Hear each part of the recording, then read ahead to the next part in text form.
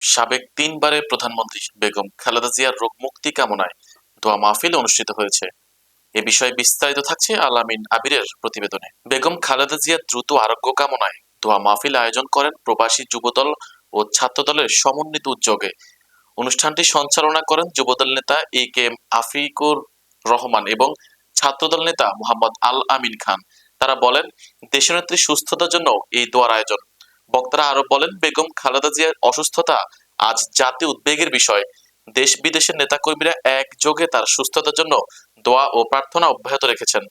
দোয়া মাহফিলে আরো উপস্থিত ছিলেন মোহাম্মদ মুস্তাফিজুর রহমান, জামাল হোসেন, আব্দুল শেখ, মোস্তফা কাজী, ইউসুফ শিকদার, নূর নবী খান, ইমাম হোসেন, মুজিবুর রহমান, আমিনুল হক আমিন, মনিরুজ্জামান মিলন সহ বিভিন্ন পর্যায়ের নেতৃবৃন্দ করেন।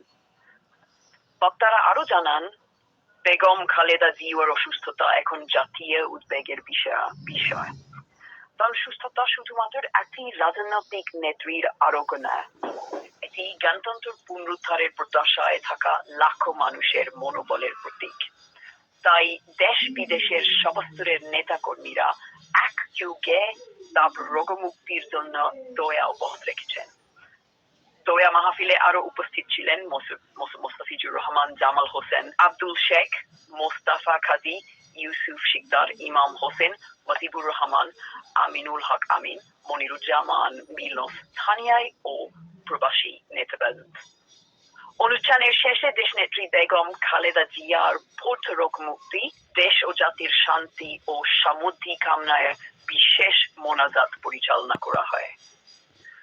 আয়োজকরা জানান, বেগম জিয়ার সুস্থতা না ফেরা পর্যন্ত এমন দোয়া মাহফিল ধারাবাহিকভাবে চলবে। আল আমিন আবির বিস্তারিত দেখুন তথ্যচিত্রে।